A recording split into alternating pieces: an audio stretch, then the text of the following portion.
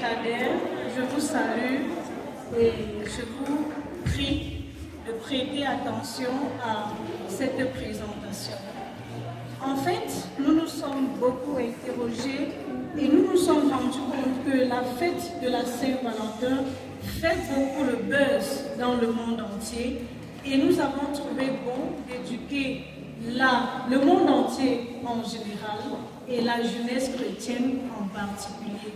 Ceci dit, je vais commencer par la définition des termes. Le mot saint, c'est la qualité de ce qui est saint, sans péché.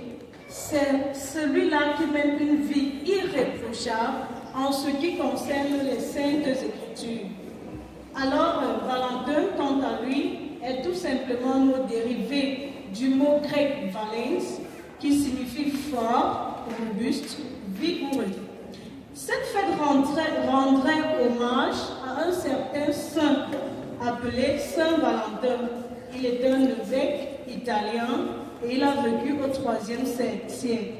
Alors, qu'est-ce qui s'est passé en cette période? Il y a un empereur qu'on appelait Claude II qui avait interdit les mariages entre les couples, soit disant que cela les empêchait d'aller à la guerre au moment où il le fallait.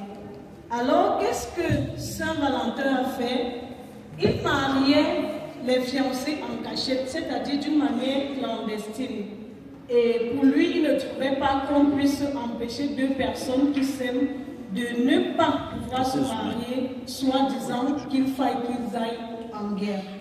Voilà donc, lorsque le roi s'est rendu compte, qu'est-ce qu'il a fait, l'empereur? Il a fait emprisonner Saint-Valentin et quelque temps après, il fut exécuté, c'est-à-dire il fut tué. Mais avant d'être tué, il écrivit une lettre à la fille du geôlier qui veillait sur lui pendant son emprisonnement. Et nous allons nous rendre compte que cette lettre était signée « Votre Saint Valentin ». C'est ainsi que cette fête commença à être célébrée, de sorte que lors de cette fête, on organisait un festin et on écrivait les noms des jeunes filles sur les bouts de papier et on faisait jeter dans un buccal. Et puis, les jeunes garçons venaient sélectionner les noms, de sorte que la jeune fille dont tu choisirais son nom, c'est elle qui t'accompagnera au festin. Alors, ceci dit, le tirage est fait et chacun venait accompagné de sa compagne. Alors, plusieurs fêtards ont trouvé le moyen de lui accorder le fondement biblique en expliquant que Dieu est amour, qu'il nous a recommandé de nous aimer les uns les autres. C'est en effet un camouflage, une idolâtrie de christianisation. Alors on ne saurait accorder un fondement biblique. La fête de Saint-Valentin pour les uns est une occasion de briser la routine, de sortir de l'ordinaire et de se rappeler des bons moments passés ensemble, de raviver la flamme d'amour. Pour d'autres encore, c'est une occasion rêvée pour des belles rencontres chaleureuses. Mais notons que cette fête est une occasion de dépenses excessives pour les fêtards.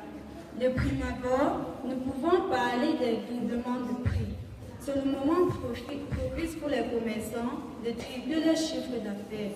Le Kenya, par exemple, qui est producteur de fleurs, a besoin de moins 10 heures de lumière par jour et un besoin excessif en eau pour la floriculture.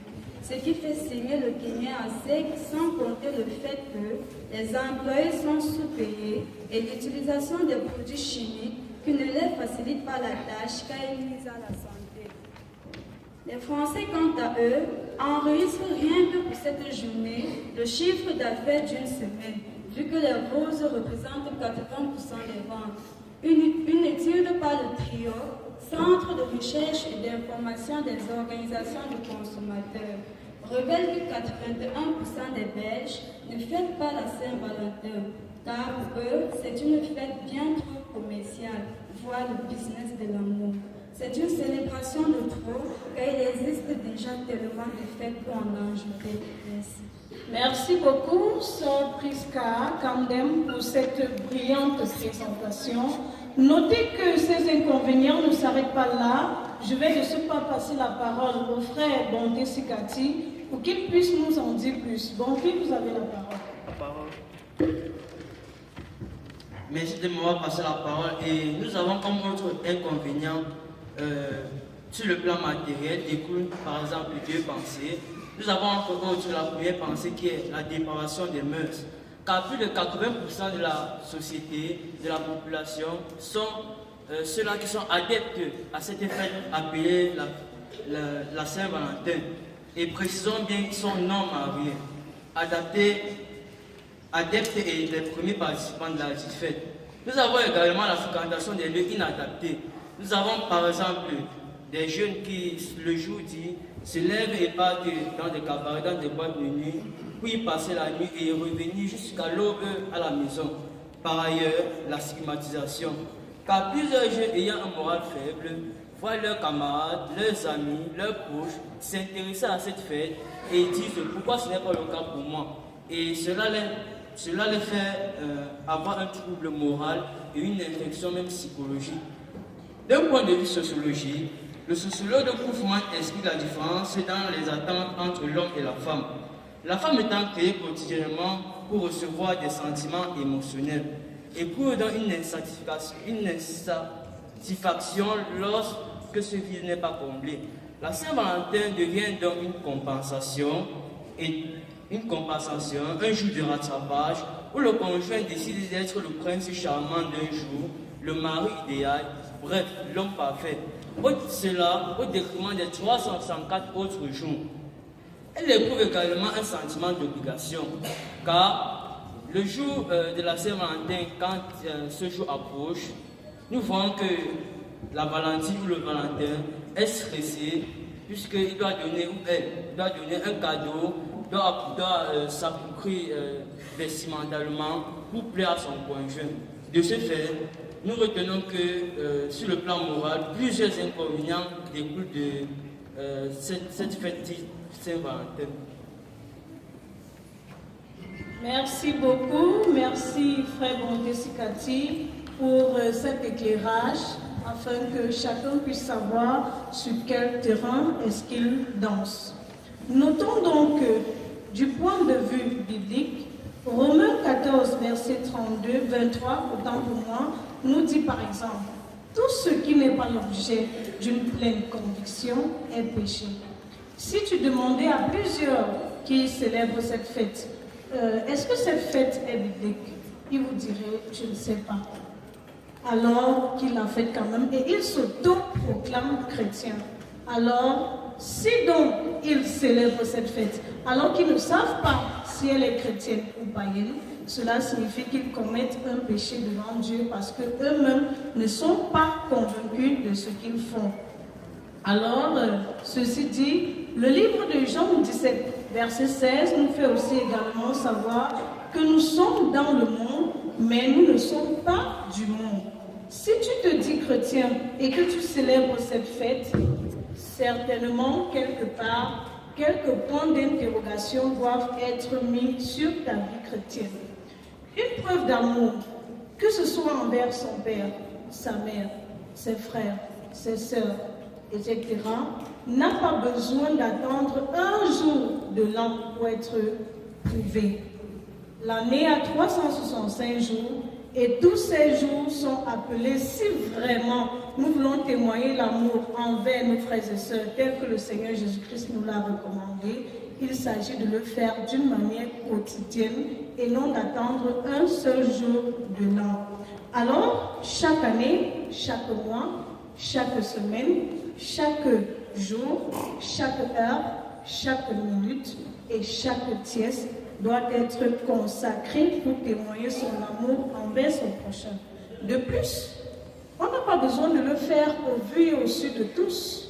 Quand j'aime quelqu'un, je ne suis pas obligée de le crier haut et fort sur les toits.